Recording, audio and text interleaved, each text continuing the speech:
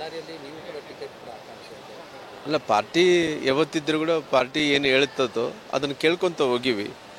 Party ಇಲ್ಲಿ ತನಕ ಇದೆ ಯಾರು ಅಭ್ಯರ್ಥಿಗಳಾಗಬೇಕು ಅನ್ನೋಂಥ ಏನು ತೀರ್ಮಾನವನ್ನು ತಗೊಂಡಿಲ್ಲ.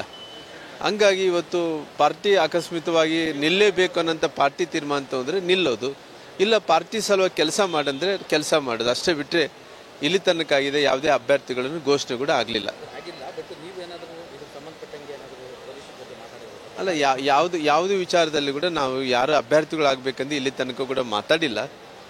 ಪಾರ್ಟಿ ಆಲ್ರೆಡಿ ಏನೇನು ಮಾಡಬೇಕು ಅನ್ನೋಂಥದ್ದು ಮುನ್ಸೂಚನೆಯಾಗಿ ಎಲ್ಲ ಕೂಡ ಮಾಡ್ಕೊತ ಹೊಂಟಿದೆ. ಆಲ್ರೆಡಿ ಪಾರ್ಟಿ ಏನೇನು ಸರ್ವೆಗಳು ಮಾಡಿಸ್ಬೇಕಾಗಿದನೋ, ಯಾರ್ಯಾರ ಥರ ಫೀಡ್ಬ್ಯಾಕ್ ತೊಗೋಬೇಕಾಗಿದನೋ, ಯಾರಾದರೆ ಗೆಲ್ತಾರೆ ಅನ್ನೋಂಥದ್ದನ್ನು ಎಲ್ಲ ಫೀಡ್ಬ್ಯಾಕ್ಗಳು ಪಾರ್ಟಿ ತೊಗೊಂಡಿದೆ. ಆ ಪಾರ್ಟಿಯ ಫೀಡ್ಬ್ಯಾಕ್ ಮುಖಾಂತರ ಯಾರನ್ನ ಅಭ್ಯರ್ಥಿ ಮಾಡಬೇಕನ್ನೋಂಥದ್ದು ನಮ್ಮ ರಾಷ್ಟ್ರೀಯ ಪಕ್ಷ ಆಗಿರೋ ಕಾರಣ ಪಾರ್ಟಿ ತೀರ್ಮಾನ ತೊಗೊತದೆ. ಅಲ್ಲ, ಪಾರ್ಟಿ ತೀರ್ಮಾನ ತೊಗೊಂಡ್ರೆ ಅದ್ರ ಬಗ್ಗೆ ಕೆಲಸ ಮಾಡೋಣ, ಅದರಲ್ಲೇನು.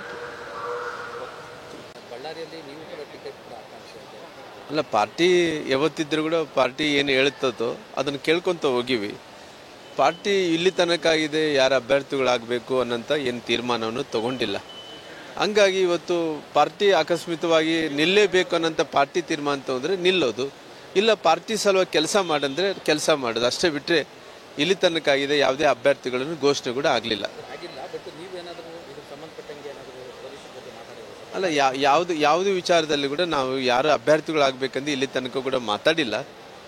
ಪಾರ್ಟಿ ಆಲ್ರೆಡಿ ಏನೇನು ಮಾಡಬೇಕು ಅನ್ನೋಂಥದ್ದು ಮುನ್ಸೂಚನೆಯಾಗಿ ಎಲ್ಲ ಕೂಡ ಮಾಡ್ಕೊತ ಹೊಂಟಿದೆ.